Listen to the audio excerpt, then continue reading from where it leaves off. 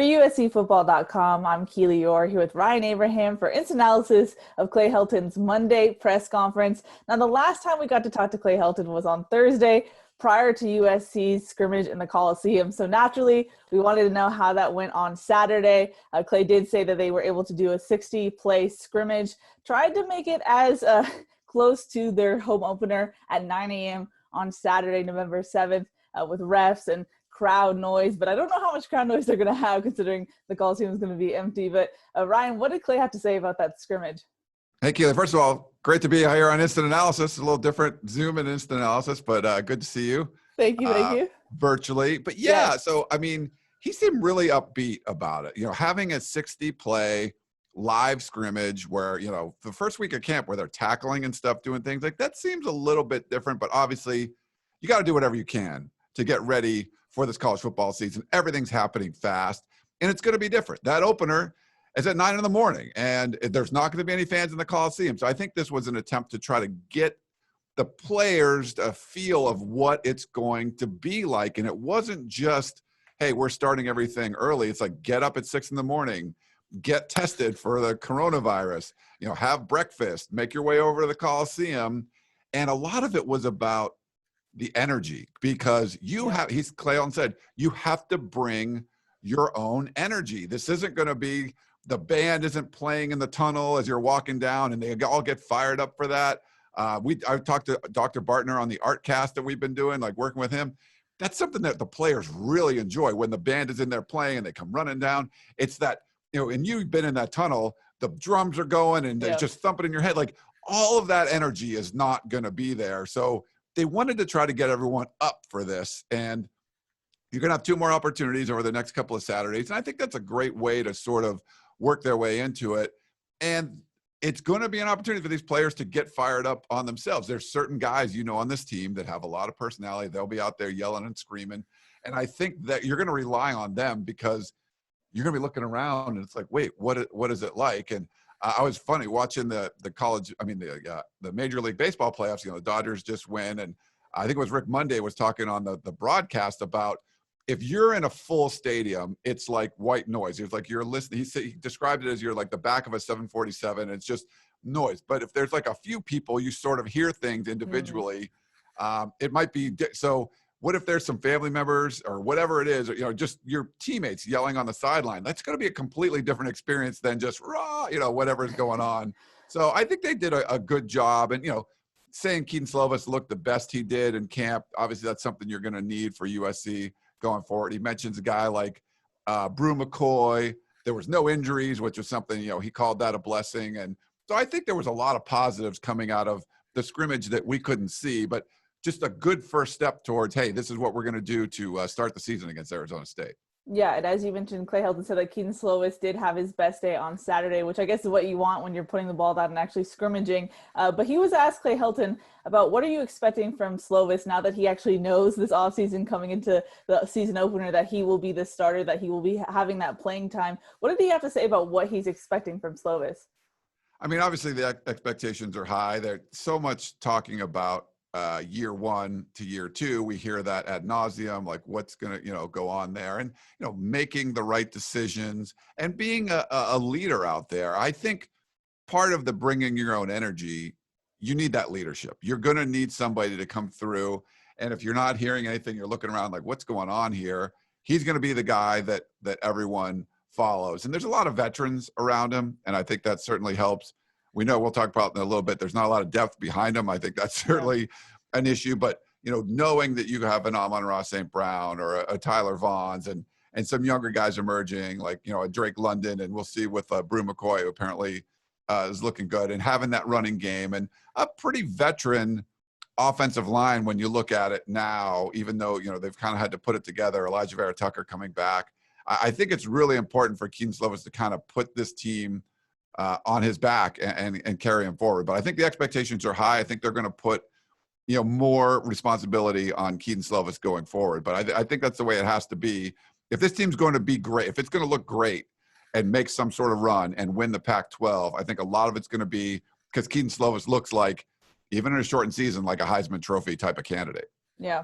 And you mentioned the veterans around Slovis. One of those guys is senior running back Stephen Carr. Clay Helton actually said that he's having his best camp of his entire Trojan career, which I guess is what you want, given the time that how long Carr has been there. And Clay mentioned how, there's kind of competition considering how banged up the running back position group is right now. You have Avai Malapai out with a hamstring issue, and then Marquis Stepp is still struggling with that ankle foot injury. It's kind of similar to what we saw in 2019 at the end of the season, where you have Stephen Carr and Keenan Kristen. How did Clay say that those two are kind of pushing each other?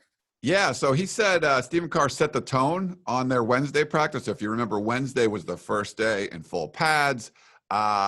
He really was, running between the tackles. I think that's something you want to see.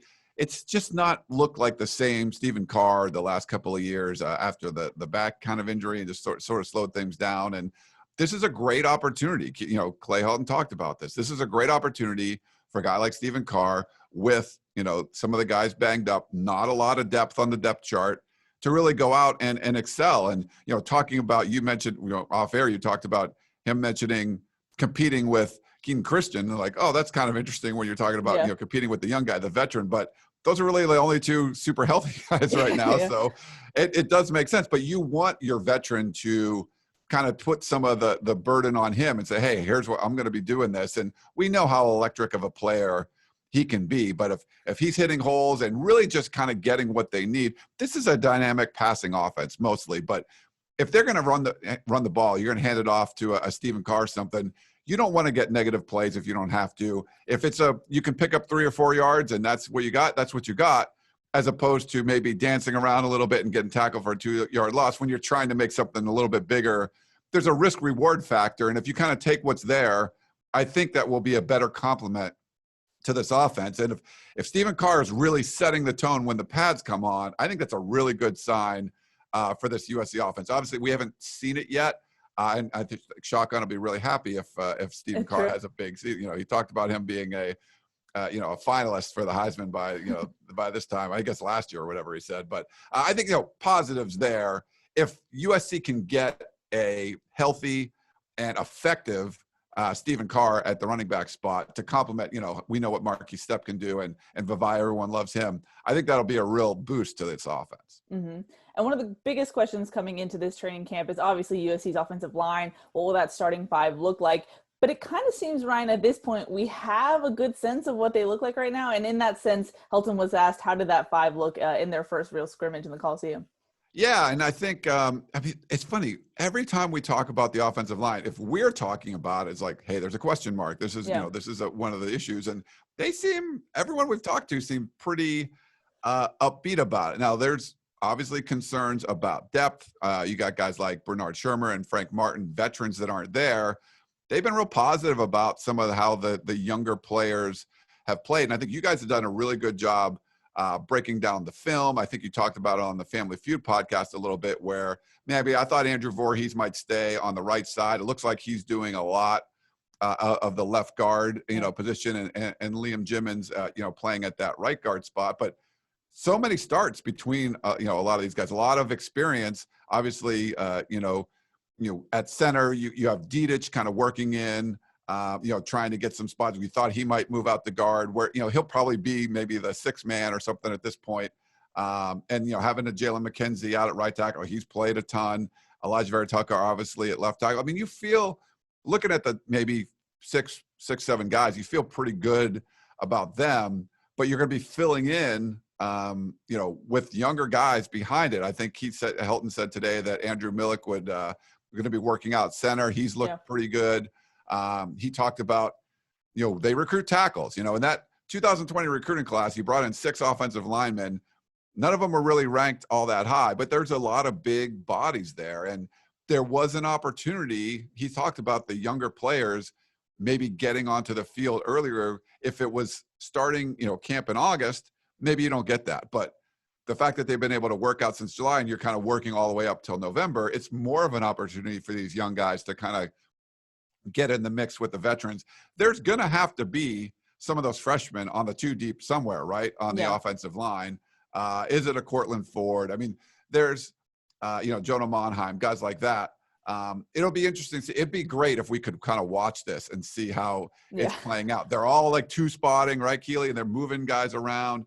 I mean, Justin Dedich, who knows where he might be backing up at center, backing up at left guard.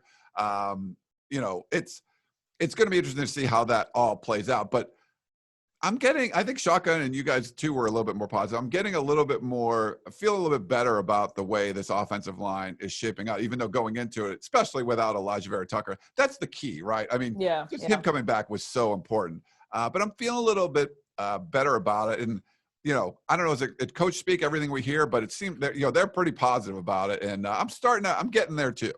Interesting. Okay. Yeah. It's definitely one of those things where you wish you were at practice to get a better feel for it, just than taking some of the coaches at their word. Something else that I was curious about seeing in practice was USC's quarterback depth, new grad transfer Mo Hassan. What does he look like in practice? And, just Matt Fink in another year in the system. And Clay Helton was asked about both of them. What did he have to say? Yeah, so that was one, later in the conference. These are weird. So this is like 7:30 in the morning Zoom conference, and you're kind of getting questions asked like throughout the thing. We're about 25 minutes or so before, Clay has to run off to some meetings. But, Slovis is the guy.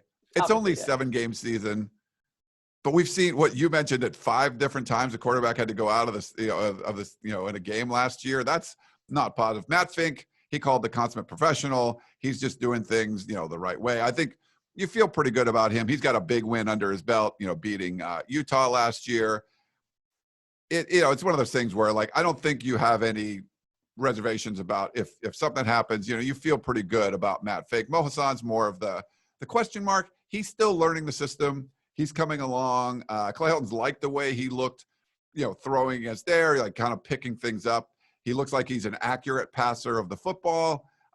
Someone that played in the SEC, has a start and a win under his belt. But just reading between the lines, from what, and I think you mentioned this a little bit when we were talking off air too, it just didn't sound like Clay was like, yeah, he's super ready to kind of go in there. It's good that you have a guy that's got some experience. He felt good. You have 2 guys that have played college football before. A lot of times you're starting a season without any quarterbacks that have done that. So it's nice you have 3, but that's all you really got. It didn't seem like he felt super confident if Mo Hassan had to go into a game against Arizona State or something that, you were going to get the job done. But he liked a lot of what he brought to the table. He does have some experience, and, he's learning. By the time he says getting better every day, I mean, that's pretty coach speak, right? But, by the time you get to the season, he might be in a better spot. And he's 2 injuries away from getting on the field. But, 1 injury, you're the backup, and you're going to be getting more reps and things like that. So it's obviously thin, but it's a short season. Like, you should be able to get through a 7-game schedule with these 3 quarterbacks. And, when you get to the 3rd one, it's a little bit iffy, but it's one of those things there's definitely some upside there with him having played before in the SEC. Yeah, but like you said, Ryan, my coach speak meter was kind of going off when he was talking about Mo. Yeah, pretty much. And speaking of coach speak, a weird quirk of just doing Zoom pressers only and not seeing practices, just the injury updates. Like you mentioned at the top, Ryan, no official injuries coming out of Saturday, but there were injuries prior to that we didn't really get an update on. And so I actually asked about a couple of them, and we found out, we got confirmation. We reported in the War Room on Friday that Giuliano Falanico hurt his ankle on Thursday during that practice. He was actually carted off the field in an air cast. Helton did say, though, he didn't break his ankle. It was just an intense sprain. He's going to be out for an extended period of time. And then there's some minor injuries. Dorian Hewitt and Jaden Williams both have some back tweaking issues, but hopefully they'll be back this week, Clay Helton said. And then Kanai Mauga is someone with a hamstring issue. But Clay did say that hopefully they'll get him back. They should get him back by November 7th, that start date. But Ryan, that linebacker core is just banged up. I mean, you're talking about 2 guys in Jordan Iosefa and Solomon Tuliaupupu who are officially out for the season, but then you have Kanai Mauga, someone who Todd Orlando called extremely sharp, will get playing time this season, but he's not in the rotation right now. How do you think that affects this defense and specifically that linebacker core? Yeah, I mean, I'm a big I want to see the linebackers be able to shine. I know you guys talked about this on the Family Feud podcast too, where it was, hey, there's, why is there so much talent at the linebacker spot, and where's the production? And my theory has been that Todd Orlando's a linebacker coach. He's going to be coaching them up, and you're going to see more out of them. But, you need, without Jordan Iosefa in there, without everyone wants to see Solomon Tuilapupa. We got to see him like one practice where he made a bunch of plays and stuff. And, there's a foot injury. Now it's the knee injury. I think those are two pretty big blows, bigger guys, interior, linebackers. I think that, you would see something from that. Just puts so much more pressure on Apalaye, Teote, EA's. He's going to have to play a ton, and I think he can play downhill. He can play with power. He can, really disrupt a opponent's running game. And I feel like he's going to have to be flying all over the field. But I want to see what a Kanai Mauga can do. I want to see him fully healthy. If he's not, Raylan Goforth, it was like, it wasn't like the most heralded recruit ever, but we saw him last year like, hey, man, this dude can play. You come from those power programs like a St. John Bosco or something, and they're coached up well. And I think they come in and he's going to be, he's going to play a significant role this year, and does a Taylor Katoa, who's coming back from a mission, does he have to get involved? There's a lot of, there's not as much experience behind, some of these guys. There's just not a lot of depth there, but losing a veteran like ISF, who's just been around for a long time, and someone with uber potential like Solomon Tuilapupa, I think, you can't afford a guy like Kanai Mauga to be out. So it's good, good news. It sounds like he's going to be ready for the opener, but I like the talent there, Keely. It's just, some of the depth, and they might move guys around. We've seen them do that before, but there's definitely some concern at the linebacker spot. I think more, there's more dudes, in some of the other positions than they are at the linebacker. So having those two, that one veteran and the one like guy with lots of potential being out for the season, I think that was a big blow. Probably the biggest blow to start fall camp. Yeah, for sure. And just another continuation of those hamstring injuries, just something to watch out there with USC's medical staff and just injuries. It's an interesting predicament for sure. Now, the last thing for me, Ryan, it stood out to me, Clay Helton said the next 6 days will be the toughest of camp, but there are 2 weeks left in training camp. What do you see going forward? Is this another 6 weeks of full out practicing, and then we see the kind of shift into mock game week the week before the actual game week, obviously, and then we go into actual game week where they tone things down a bit? Obviously, we can't see practice, so how can we really know the answer to my question? But it just seems like a continuation from what we heard of, you're going to start and you're going to peak at camp and then come down to where you're not going full speed. And that's something Todd Orlando had preached, going full speed. What are you expecting going forward?